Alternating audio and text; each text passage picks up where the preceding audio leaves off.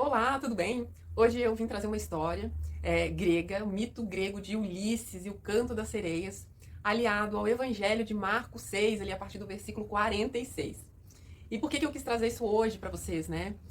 Como é difícil nós acharmos o nosso poder pessoal, onde é que está a nossa força, né? Então, esse mito traz isso que eu queria compartilhar com vocês, porque nós mesmos temos uma mitologia pessoal. E algumas pessoas, vocês já perceberam, estão sempre contando a mesma história sobre a vida delas, um queixume, às vezes uma reclamação de algum assunto, estão sempre repetindo o padrão, porque virou uma mitologia da pessoa.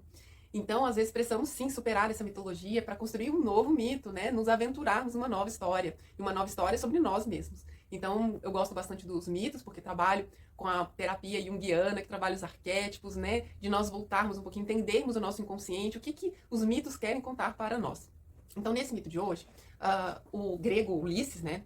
Ele era um herói, mas ele não era um herói assim qualquer, tem outros mitos dele muito interessante. Nesse de hoje, assim, o aspecto mais interessante que eu vejo assim é ele aliar a mente, o cognitivo, ao aspecto emocional, que muitas pessoas têm essa dificuldade, e o quanto importante é isso, a gente se permitir sentir, às vezes até emoções ruins, para que a gente nós mesmos possamos ultrapassá-las, sem necessitarmos de algo externo para vencermos, né, essa dor, né?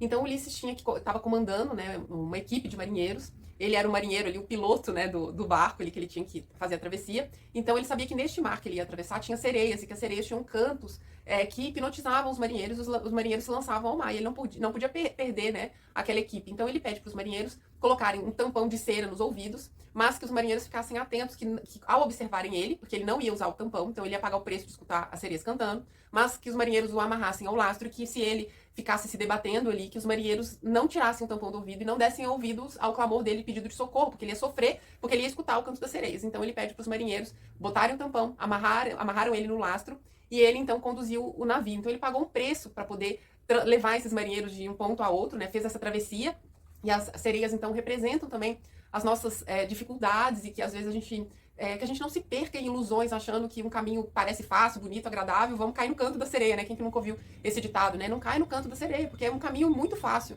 E às vezes as pessoas se perdem nesses caminhos, né? Porque precisamos estar amarrados, que nem Ulisses, que se amarrou ali, pagou o preço de sentir aquela dor, de se manter em contato, mas que conseguiu fazer a travessia. Então nós precisamos conseguir fazer a nossa travessia de vida, né? E aí eu trago o Evangelho de Marcos, que diz assim, né?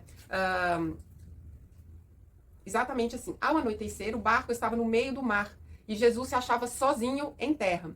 Ele viu os discípulos remando com dificuldade, porque o vento soprava contra eles. Então, os discípulos também estavam sozinhos. Se a gente retomar um pouquinho antes, né, a leitura do Evangelho, Jesus se retirou para um local para orar e ele pede para que os discípulos vão além. Vocês peguem o barco e vão além. Então a mensagem é: nós precisamos pegar o nosso barco, a nossa história de vida, seguir além. A gente sabe que nós temos, né, coisas boas na nossa história de vida, coisas não tão boas, até na nossa própria história familiar, né, as nossas sombras, dificuldades. Nós precisamos assumir essa história e ultrapassá-la. Chegar, fazer a travessia, chegar no outro lado, vão além. Jesus pede para ir além. E logo mais para frente ele diz assim: coragem, sou eu, não tenho medo. Por quê? Porque quando ele viu que os discípulos estavam passando por essa dificuldade, eles estavam cansados de remar, o vento era ao contrário, eles estavam esgotados. E Jesus estava num lugar retirado, mas ele não está longe de nós. E Ulisses tinha essa ideia que eu vejo, que é essa conexão nossa espiritual, que ele tinha uma astúcia, uma inteligência espiritual, porque ele estava ali com um monte de marinheiros, mas ele estava sozinho, porque ele teve que enfrentar aquela travessia. Mas será mesmo que ele estava sozinho? Não, ele estava com uma inteligência espiritual que estava conectada com ele. Então, coragem, ele teve coragem de se conectar com essa força que diz para ele: você vai ultrapassar. Esse desafio, essas sereias, é um pedaço do mar, não é todo o mar. E na nossa vida também é assim, temos problemas, mas a vida não vai ser o tempo inteiro esse problema, essa turbulência. Precisamos ultrapassar. Então aqui Jesus também traz essa mensagem para os discípulos, né? Que quando eles se sentiram muito cansados, se conectem comigo, me chamem, eu venho até vocês. E Jesus veio até eles, né? E disse: tenham coragem, que é a passagem que Pedro vê Jesus caminhando sobre as águas e teme, né? E logo em seguida, aqui no versículo 53, diz assim: depois de atravessarem o mar, chegaram a Genezaré e ali amarraram o barco. Então, às vezes, também precisamos amarrar o nosso barco. E às vezes precisamos soltar a âncora.